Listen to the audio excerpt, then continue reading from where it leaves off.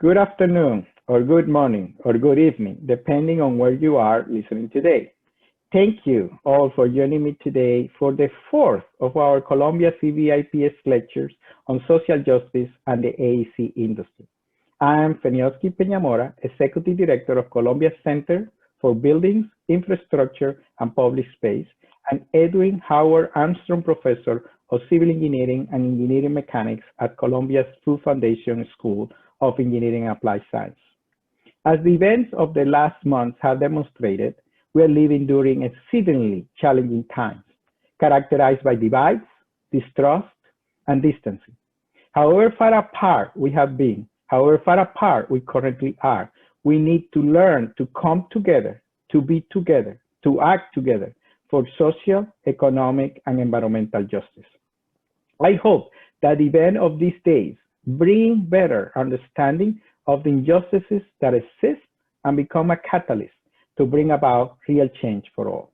Along with many of our colleagues in New York City and around the world, the faculty and staff of the Center for Buildings, Infrastructure, and Public Space would like to add our voices to those decrying institutionalized racism in the AEC industry. Today, our industry has challenging work ahead to achieve true racial and gender inclusion. We need to stand with our architects, engineers, contractors, and suppliers from underrepresented and marginalized communities. We need to listen better, to learn better, and to incorporate the lessons of diversity and distress into the way we, working together, can reshape economically challenged communities. We need to build a better future for our industry characterized by respect, opportunity, and collaboration. From mid-May to early September, our COVID-19 lectures brought people together to address the impact, response, recovery, and preparedness of the architecture, engineering, and construction community in regard to the coronavirus pandemic. The talks also related issues of social, economic, and environmental justice to the new normal post-COVID-19 AEC world. Our speakers in that series were from Beijing, Boston, Chicago, London, Los Angeles, Paris, Porto Alegre, Sao Paulo, Seoul, Washington, D.C., Wuhan, as well as New York City. The 19 weekly lectures in the series can be seen on our website, cbips.engineering.columbia.edu. Today, as we continue our new series on social justice and the AEC industry, I would like to thank the organizations with whom we are collaborating in presenting these lectures. They are the American Council of Engineering Companies, New York, thanks James Simpson, the American Institute of Architects, New York chapter, I would like to thank Ben Prosky and Suzanne Mix, the American Society of Civil Engineers, I would like to thank Tom Smith and Yvette Pearson, the Consortium for Sustainable Urbanization, I would like to thank Lance Brown, Engineering News Record, I would like to thank Jan Tuckman, the National Academy of Construction, I would like to thank Wayne Crew, and NICOA NOMA, the National Organization of Minority Architects, based here in New York. I would like to thank Samantha Jospath and Gregory Schweitzer. The inaugural speaker in the Social Justice Series was Justin Garrett Moore, the Executive Director of the New York City Public Design Commission and an activist with the Black Space Collective. Suzanne Mix, the Managing Director of AIA New York, was the co-moderator and respondent. The second speaker in the series was Mindy Thompson-Fulilov, a social psychiatrist and professor of urban policy and health at the New School. Gregory Schweitzer, founder of Schweitzer Architecture and president-elect of NICOA NOMA, was the co-moderator and respondent. Last week, the speaker was Kerry Scott, Global Practice Leader for Social Inclusion at Mark McDonald. Kerry leads a global network of social inclusion and development specialists at Mark McDonald, working with clients to help ensure that projects, infrastructure, and services deliver more socially inclusive outcomes. My co-moderator and respondent last week was Alexandra Wagner. Alexandra is a civil engineer at Mark McDonald and a 2020 graduate from civil engineering at Columbia University. A video recording of all the talks in the series are on our website, again, cbips.engineering.columbia.edu. My co-moderator today is Dr. Lisa Black, PhD, the Director of Cultural Belonging and Social Ethos at the American Society of Civil Engineers, the nation's oldest engineering society, representing more than 150,000 members. She has previously served as the AEC Senior Manager of Diversity and Inclusion, where Dr. Black's responsibility include developing, monitoring, and evaluating programs, activities, and products aimed at promoting full participation of underrepresented groups in the civil engineering profession. Through her work with AEC board-level committee, Mosaic, members of society advancing an inclusive culture, she provides leadership in all matters of diversity and inclusion within the civil engineering community and implements programs designed to advance awareness and recognition of the civil engineering profession, with a special emphasis on promoting civil engineering as an inclusive discipline. Dr. Black, Lisa, thank you so much for being here, and the floor is yours to introduce our speaker. Thank you so much, Asce, and it is such an honor to be here. I am thrilled to be able to introduce Dr. Yvette Pearson, who is our speaker for today. Yvette is Associate Dean for Accreditation, Assessment, and Strategic Initiatives in the George R. Brown School of Engineering at Rice University. And she's also the founder of the Pearson Evaluation and Education Research Group, affectionately known as the Peer Group. A fellow of the American Society of Civil Engineers, Yvette is recognized globally for 25 years of her contributions to engineering education, particularly for her work along the intersections of sustainability, diversity, equity, and inclusion, which we call DEI. She is also the inaugural chair of ASCE's board-level committee, Mosaic, which is the Members of Society Advancing an Inclusive Culture. And that council or committee is charged with leading the society in all matters of diversity, equity, and inclusion for the profession. As past vice chair of ASCE's Committee on Diversity and Inclusion, she was part of the team that authored Canon 8 of ASCE's Code of Ethics, providing specific leadership for the principle that requires engineers to consider the diversity of the communities for which they serve, and to include diverse perspectives in planning and performing their work. As past chair of ASCE's Formal Engineering Education Committee, Yvette led initiatives to infuse engineering curricula with principles of sustainability and to promote strategies towards the attainment of the UN Sustainable Development Goals, emphasizing targets aimed at ensuring equity for people and traditionally marginalized populations. She is also a commissioner on ABET's Engineering Accreditation Commission and hosts Engineering Change, which is a podcast, a new podcast that she created, which focuses on actionable strategies toward diversity, equity, inclusion in engineering education. So let's welcome Yvette. Thank you, Dr. Black. And thank you everyone for joining us. And I extend a special thanks to Asce and Rick for inviting me to be with you today. I want to start with just kind of a reminder of the title of the talk, Redefine Engineering Education Toward Ubiquitous Inclusion. And I'll expand it to say, redefine engineering and engineering education toward ubiquitous inclusion. So I want to start with the last part first, to think about ubiquitous inclusion and exactly what that is and what that might look like. And to do that, I'm gonna definitely date myself for the younger students who might be on the line. I know I have a 17-year-old who teases me all the time about all the stuff I talk about back in the 1900s. So just humor me for a minute and we'll take a journey to just think about something that we really don't give a second thought to these days, and that's this little device right here, our cell phones. And I remember back in the late 1980s, my mom worked at Exxon in Baton Rouge, and when I would go to visit her office, I would see these people walking around with these big, clunky plastic phones, and I would look at them in amazement because it was clear to me that they were somebody that's very important because they had to be reachable at any given moment for anything regarding what's going on at the facility. And so, but we only saw a few people carrying those things around. And I did some research and looked it up. I saw that back in the early 1980s, those things cost $4,000. I was blown away by that.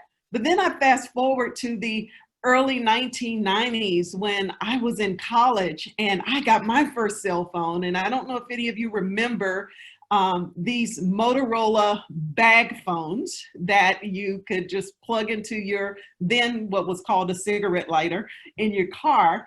And you could be as mobile as you could be with that type of device. So you started to see the price points come down. You started to see more people start to have these cellular phones in that way.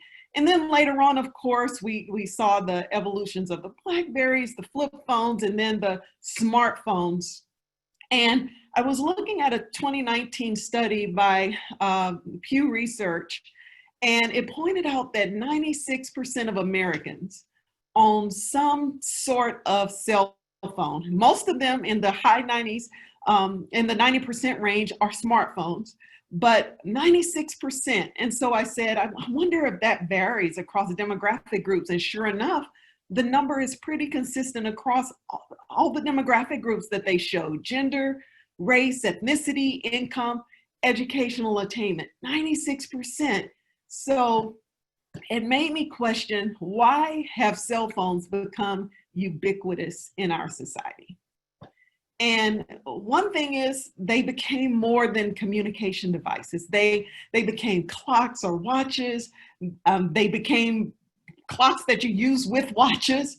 They became cameras and radios and televisions and movie theaters and banks and gaming devices, maps, libraries, calculators, calendars, encyclopedias, and you name it, you can do within this device. And what was amazing to me is to think back that the first iPhone was released in 2007, only 13 years ago. And I know some of us feel like, oh my goodness, what did we ever do before the iPhone? Or if you're my mom and my brother, the Samsung, whatever model they use. But the thought is that these devices perform countless functions, and they meet the needs of a lot of different people. So people started to realize how much better they can function with these devices. And so now you see them, and it's just there. It's ubiquitous. It's just a part of our lives. And so coming to the question of, what does this have to do with justice, equity, diversity, and inclusion in engineering?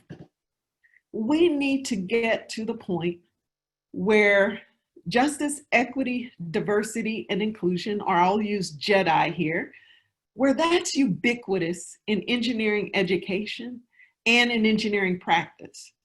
As engineers, we are solving problems for society. And society is not one size fits all. So our solutions cannot be one size fits all. And I always like to say it like this: we cannot solve problems for a heterogeneous society with homogeneous groups of problem solvers and with this one size fits all kind of checklist mentality. We need to be able to bring diverse backgrounds, skills, perspectives, experiences to engineering problem solving. And the fact is, we really need each other to be able to do better and to do this optimally. And so that really translates to a twofold need. One is for us to have a more diverse, equitable, and inclusive profession so that we have representation in our profession from people from all identities.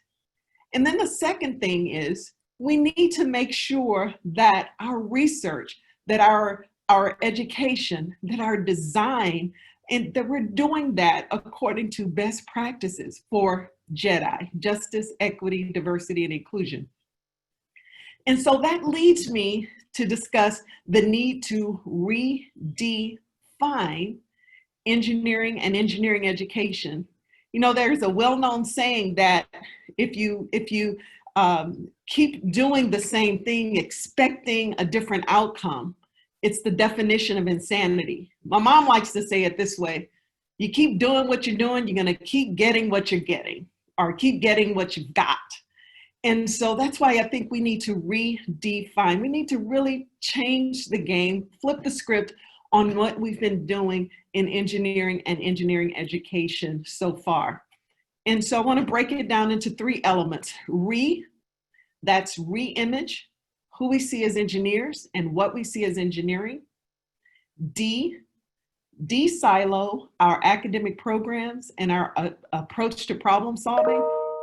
And then fine-tune our climate and culture so that it's conducive to everyone's success. So redefine engineering and engineering education. So I'll start with the re-imaging who we see as engineers and what we see as engineering.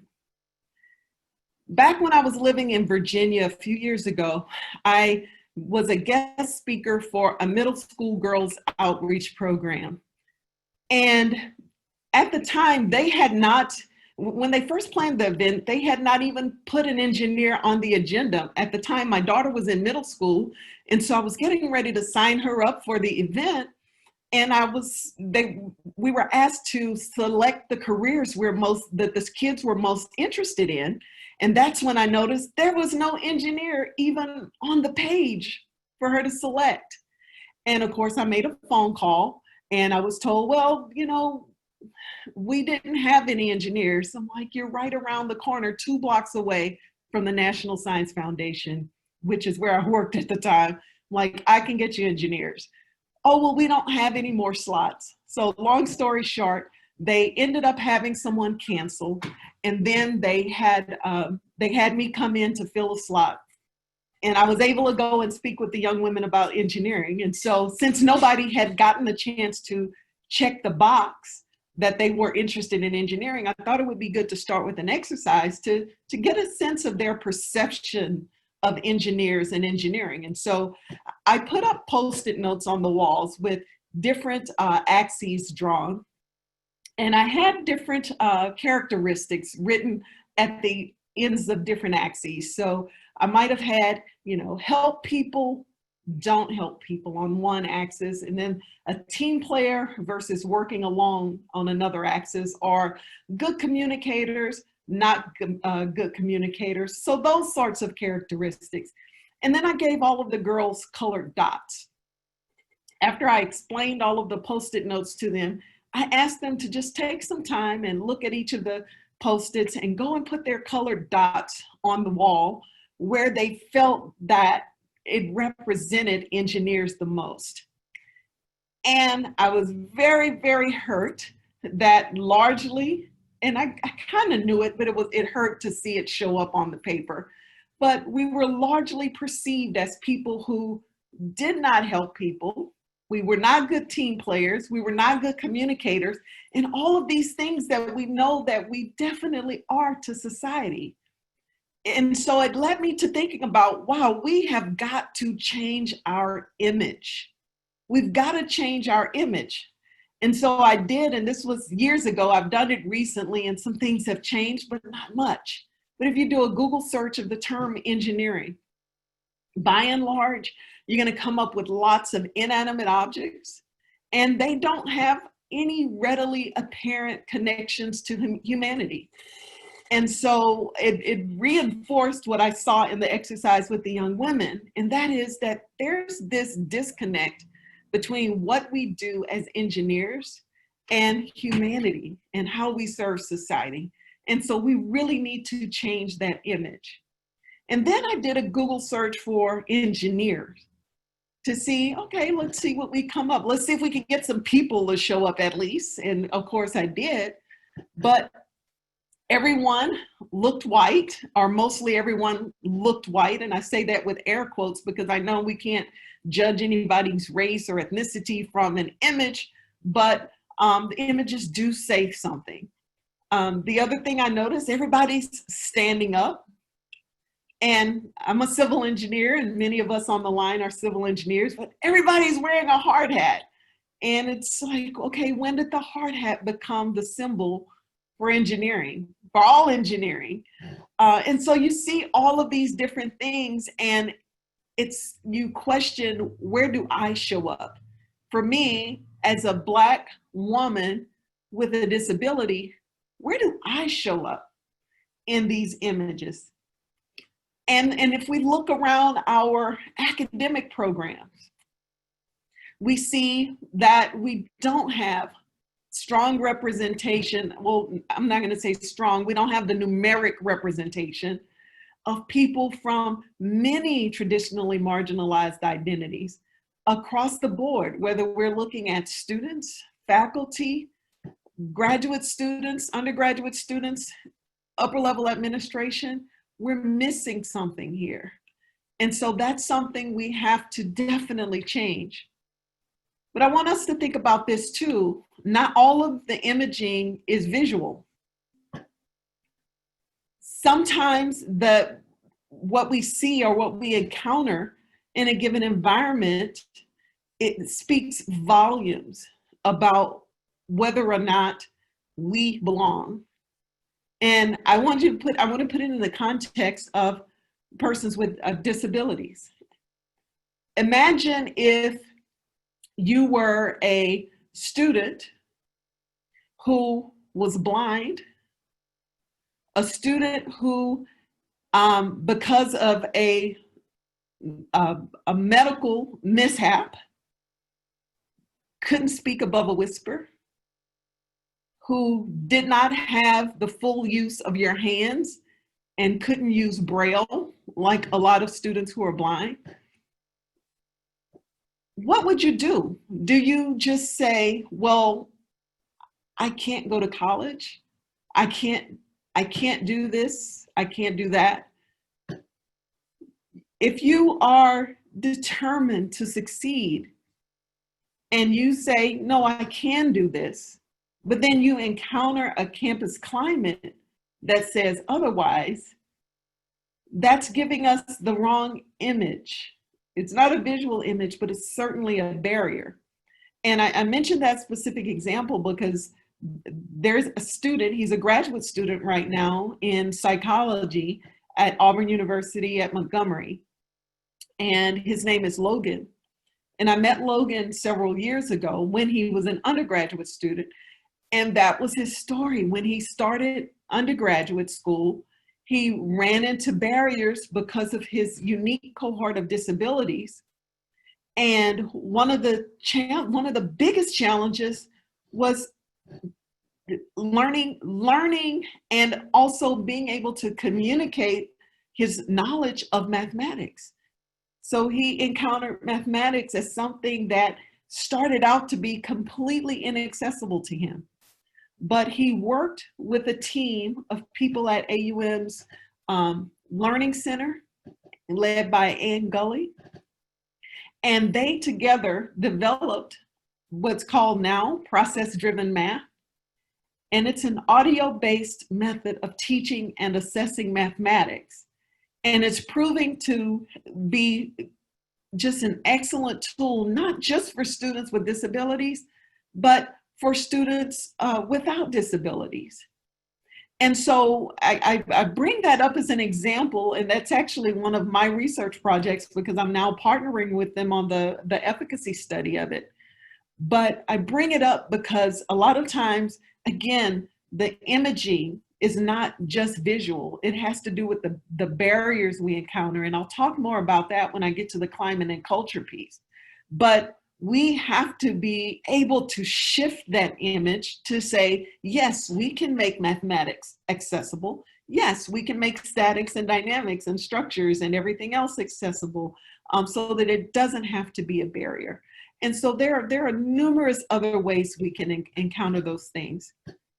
And I'll say this, when we fail to be able to include people with differences, people with different backgrounds, perspectives, people with different experiences in our problem solving, whether it's as an engineer or as part of the society we're serving, we fail society.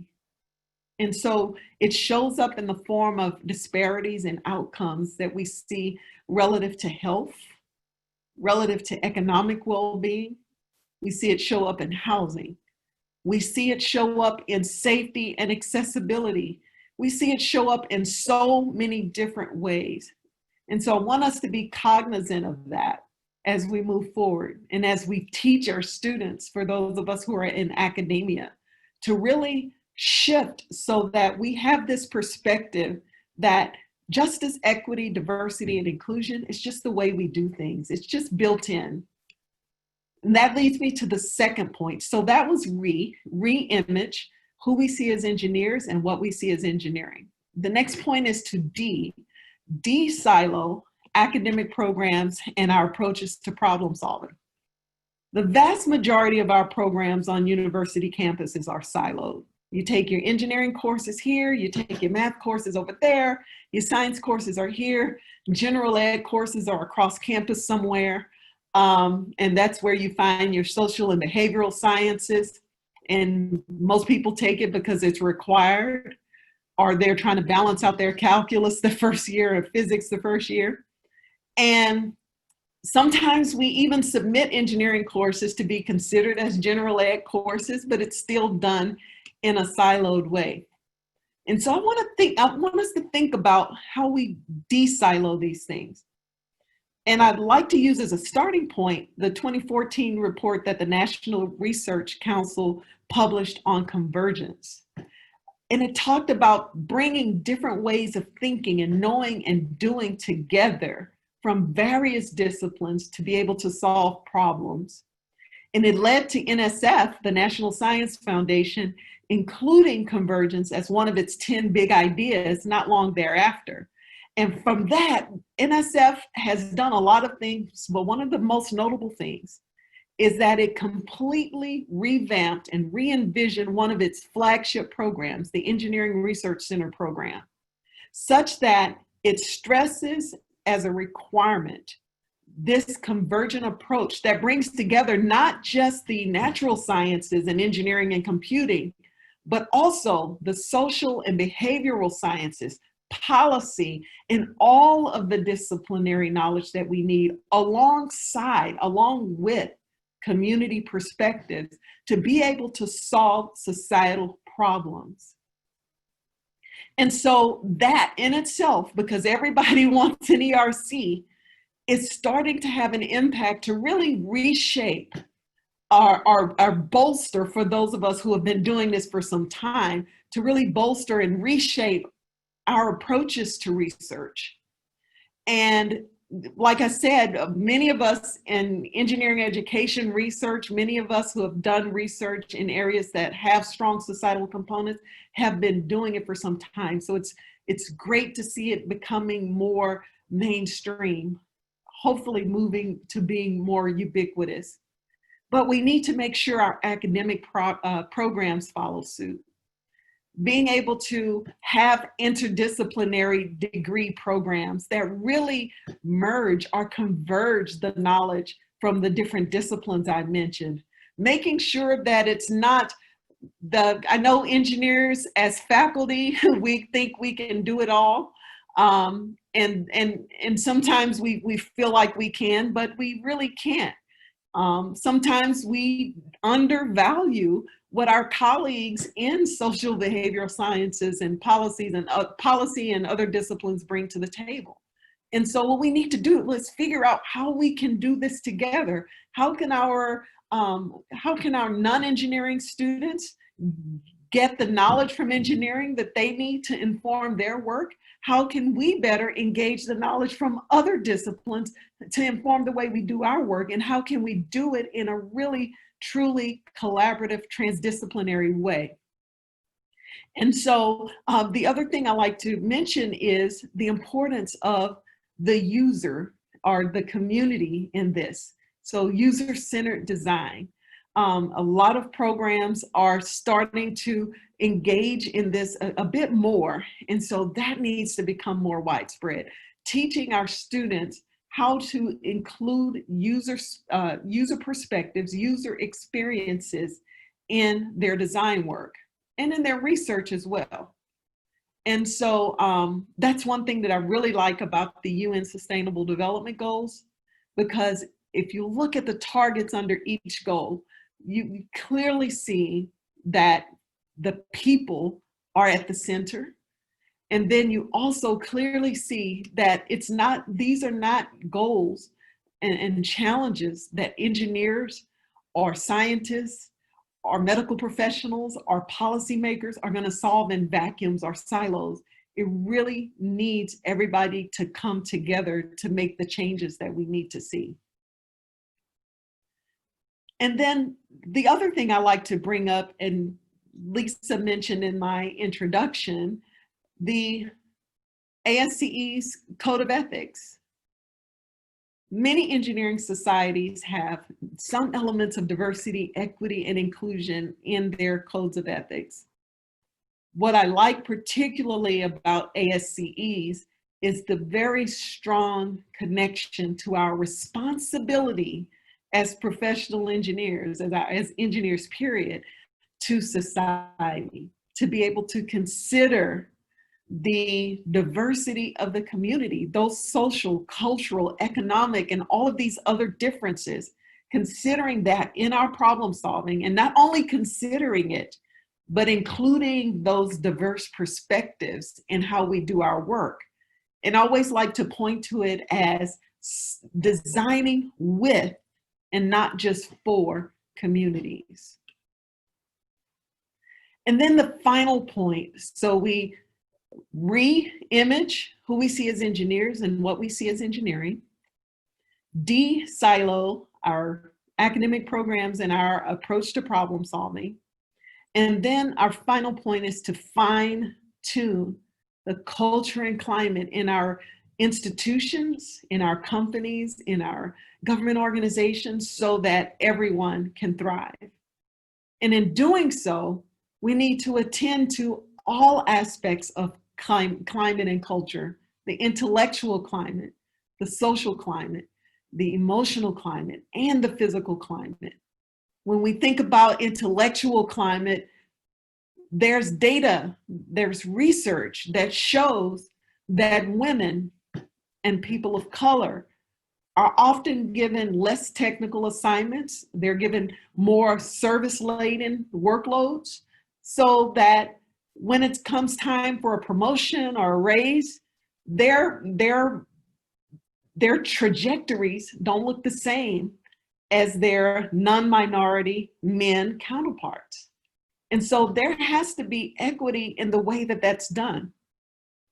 And then recognizing how various factors within the barriers people encounter in the forms of biases and stereotypes and discrimination and harassment and those types of things that feed into unhealthy power structures and the lack of resources and policies are that to address these challenges. Those things feed into the social and emotional climate that people experience in workplaces. And so that in itself can impact the trajectory of a person's career. And so we see a lot of research on people leaving, whether it's leaving a particular workplace or leaving the profession altogether because of those things. And we talk a lot about biases, and particularly implicit biases or unconscious biases. But I always like to bring to the forefront that there are still a lot of very conscious, very explicit, very overt biases that exist. And we have to be able to acknowledge those things exist so that we can deal with them head on. We can't just continue to sweep things under the rug or gaslight people into thinking of, you know, it's just you. No, it's not. It's problematic. And those things are having an impact on what we see in equitable or inequitable outcomes in our education systems, in our profession, and ultimately in our society. And the other thing I want to point out about biases is I think that a lot of times people think a training is going to fix things. And I think trainings are very important because they help to inform, they help to illuminate challenges, they help to make people aware of things in ways that maybe they haven't been aware in the past. But trainings by themselves, especially one-off trainings, they're not going to fix anything. It's a good show, it's a good starting point, but it's not everything. To really get to justice, equity, diversity, and inclusion, we have to be able to recognize that there are policies that perpetuate inequities. And not only recognize that, but be willing to say, you know what, we've got to either change or get rid of these policies and the practices and the way we're doing things to change the outcomes. You keep doing what you're doing, you're going to keep getting what you got. And we saw in the wake of Mr. George Floyd's murder this summer that a lot of people came out with statements against racism, against systemic inequities, and I was very happy to see that. Now that we're almost 6 months later, what I'm really interested to see is what have the actions been? What resources have been put into place to back up the words that came out? And so make sure that as you think about how to improve the climate and culture, it's backed up by actions, it's backed up by resources, and it's not done in a way that's creating more undue burden on the people who are marginalized in the first place. And so I want to make sure we have enough time for questions and answers. So I will leave it there and just kind of recap for you the call to redefine, reimage who we see as engineers and what we see as engineering, de-silo our academic programs and our approach to problem solving, and fine-tune our culture and climate so that everybody can thrive, and how that provides the stepping stones to us moving toward ubiquitous inclusion. Thank you. Thank you so much, Yvette. That was an excellent presentation and lots of food for thought. And just to echo one of the things that you shared, points that you shared is how converging the professions from the social behavioral profession or studies with engineering, I think is a powerful point, and one that I want to give a shout out to ASCE, ASCE's leadership for being open to welcoming someone as myself with a social behavioral background, as a sociologist, as a social worker, and then also in education and leadership and policy, that all of those things contribute to part of this journey, this Jedi journey. So thank you very much for all the points that you've made. Now, I know that you lead efforts at ASCE with the Mosaic, and it's beyond honor to be actively engaged with that in helping partnering with you all in the Mosaic effort at ASCE. The leadership at ASCE has been very supportive. As you well know, ASCE leadership has really stepped up and has said racial justice is important, despite some of the resistance or feedback that we've gotten about after George Floyd. So my question to you, just to start out, is, so now what? We know that there has been a lot of movement. There have been some actions in terms of letters, making affirmation statements to our membership. But as the lead of Mosaic, and as your role as a Jedi, what do you think some next steps are for not only ASCE but the engineering profession and moving the Jedi, advancing the Jedi movement? Yes, thank you. First, before I jump into that, I want to acknowledge a private chat message that I received. And I normally do this before I join a presentation via Zoom that's conducted, that's set up by someone else. But I did not confirm that captioning would be available for the presentation. So I'm going to ask if there's a way to turn captioning on, and I want to make sure that we get this particular attendee's information so that we can send a full transcript of the recording. And I profusely apologize, because that definitely should have been taken care of up front, and I slipped on that part. As far as the work that we're doing with ASCE, we are on the verge of publishing what I hope will be a very helpful best practices guide. And that guide is designed as a tool that individuals, that groups within ASCE can use as they're just going about various aspects of their work. So it covers areas such as training in inclusive communications, inclusive events, strategic partnerships, leadership and engagement, and also assessment and accountability, because I think that's a key part to accomplishing change. There has to be assessment and accountability that goes into it. And I mentioned earlier, and you talked about, you asked about what are some next steps. I always like to point people to an acronym that I use in working with my clients, with the peer group. I use it in my work at Rice, and that is MESA, M-E-S-A. And you want to start by making informed decisions. And so the M is measure. And measure doesn't mean you have to go out and do 50 million surveys, interviews, and focus groups, although you do want to get people's perspectives and understand how they're experiencing things. But your existing data can also tell you a whole lot.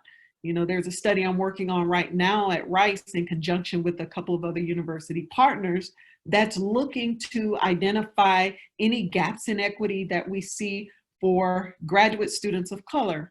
And then after, we collect this data, we measure, then we evaluate. So we do the deeper dives to understand the why. And then as part of that, as we understand the why, we can set our goals and targets for where we need to be in order to do the S, which is strategize. And that is taking, evidence-based strategies to apply it to the challenges that we uncovered in our evaluation processes. And then the A is act, actually put something into motion. And then you want to close the loop or continue the loop by continuing to measure, evaluate, strategize, and act, because you want to continue to see if whatever your actions are ultimately producing the change that you want to see. And so my first step that I would recommend for people is to understand what the challenges are for your group. If it's your department, if it's your school of engineering, if it's your university, if it's your organization, understand what the challenges are. And that starts with the measure. So look at that salary data. Are there gaps in salaries? Or do you see differential or disparities in advancement? Do you see differences in leavers disproportionately? Are people from traditionally marginalized identities leaving? And then another part of that is informing that with people's experiences. What are people telling you? And I'll give an example that I encourage everybody to think about. When we're in a position of leadership, it's really critical to have open communication channels. And a big part of that is being able to listen and hear and acknowledge people's experiences. One thing is that a lot of times, and I'll use myself as an example, a lot of rooms I'm in still in the year 2020, I'm the only Black, I'm the only woman, I'm the only Black woman, I'm the only person with a visible disability anyway, definitely the only person with all three. And so if I raise a concern about something, the wrong answer is, well, nobody else has complained about it. Well, maybe nobody else has complained about it because nobody else has my identities in the room. And so what we need is for people to hear and to really take to heart and not say, oh, well, she's just the angry Black woman.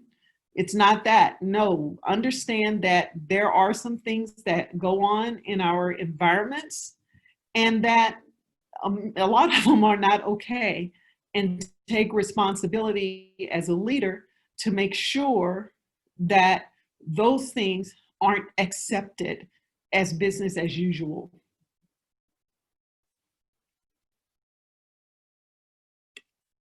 Somebody, okay, let me just stop this sharing. Sorry about that. Yvette, again, thank you, and thank you again for your presentation. Lisa, thank you for your question.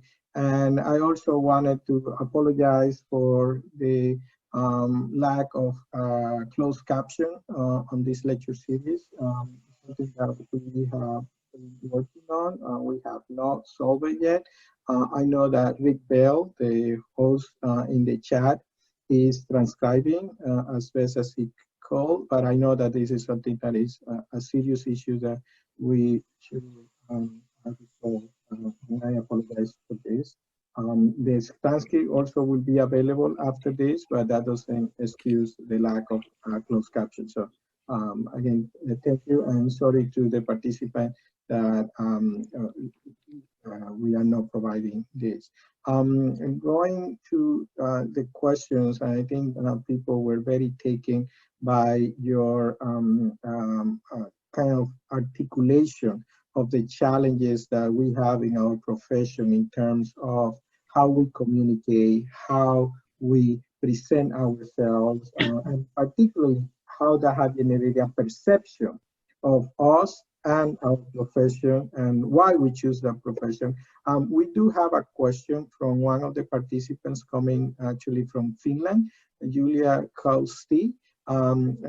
She says that she's very impressed with the work that you have been doing to alter the perception of what engineers can do, and that you also have had some resonance with changing some of that perception. So she would like to understand what changes we need to make as engineers to change the image of engineering, and what ways engineers themselves can improve their communication to change that perception. Yeah. Wow, I could talk another hour on that, but I'll just grab a couple of points. One is being able to really bolster, you see this category of work that's labeled as humanitarian engineering.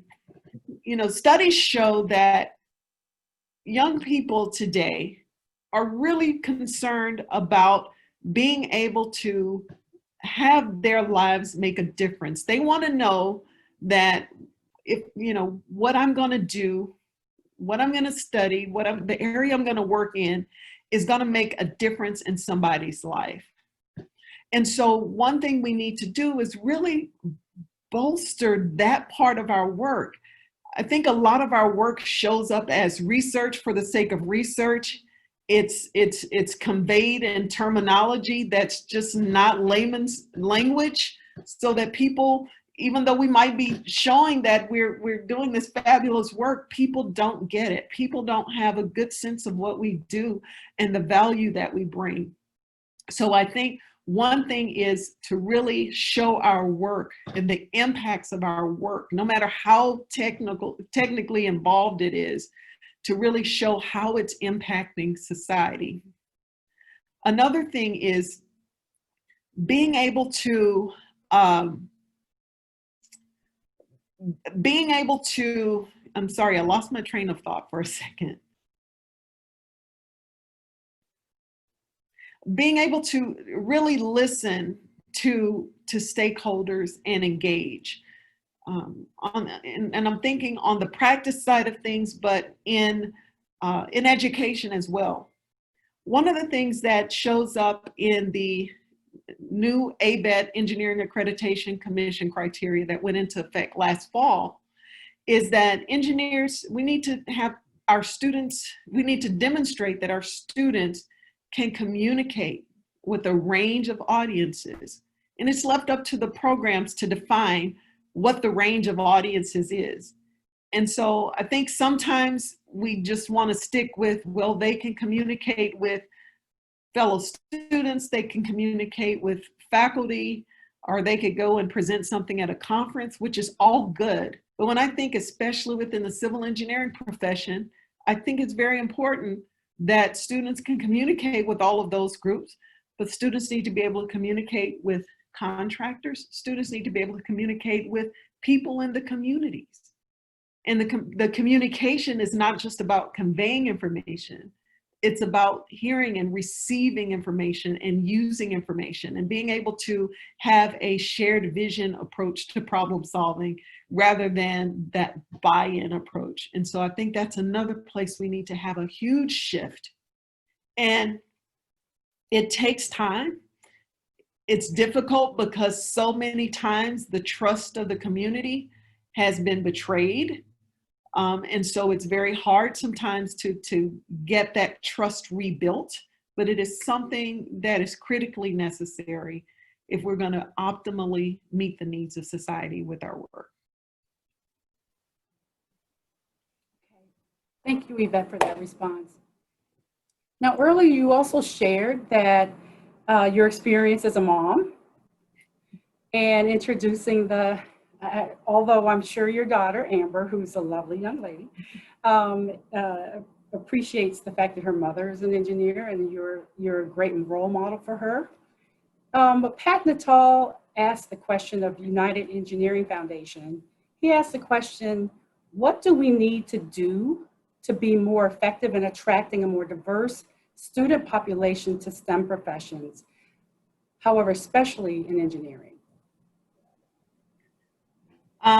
Again, I think it's the value proposition and helping students see the impact that they can have, but also students want to see themselves. You know, I've had a lot of conversations with students, and one thing that I've seen in common for students, I've seen this for early career faculty as well, when they see a lack of representation amongst the faculty in the departments, or they see disparities. For instance, you know, this data is harder to track because it's not collected as rigorously as other data, but by and large, you see higher percentages of minority and women faculty in non-tenure track faculty positions than you see in tenured or tenure track faculty positions. And so when people standing outside and when people are standing outside, they don't see themselves, they don't see, or they do see these types of disparities show up, it's something that can be quite discouraging. And in some cases, conversations I've had with students from low-income backgrounds, for instance, they have a hard time finding mentors among faculty members who understand the challenges that they experience. And the other thing that's problematic is a lot of the way that our programs are structured is that they're structured very much from kind of this deficit framing. And we see it show up in the programs, but we also see it show up in our images. You know, when we look at videos of engineers going in and doing humanitarian work, it's always the people of color that need help. You rarely see a person of color coming in as the engineer helping to solve the problem. It's always and you see the dynamics in images as well. You see the woman doing the work with a man standing behind her with his arms folded like he's ready to pop her on the hand with a ruler if something goes wrong. We gotta be able to convey images that really show equity and really show people from traditionally marginalized identities in roles that are not just showing up in pictures, but in roles where we're the teachers, we're the leaders, we're people in authority, and so that people can start to see themselves there. And then we also need to, at every opportunity, to counter stereotypes. You know, if someone says something that's stereotyped or biased, we need to be able to step in and say, you know, hey, that is not okay. And to be able to be those advocates when we need to be those advocates and not just be bystanders that let things go because that says it's okay. Because ultimately, if we do attract more students, more faculty from more diverse groups, if they encounter a toxic climate and culture when they get there, it does no good, because that's when we start to see the disproportionate fraction of leavers or people who don't persist. Thank you, Yvette, and thank you, Lisa. I think this has been a very exciting conversation, particularly I think looking at how we reimagine not only the way that we work, but how we communicate the impact and the importance of our work. And I think I really like you to say to your comments in terms of the subtle messages, sometimes not so subtle, that we present when we make representations, both in the work that we do, even though we do it with good intentions. Sometimes the message that is sent out, it kind of highlights those stereotypes and kind of puts down and limit the progress of advances in this area. So thank you so much, Yvette.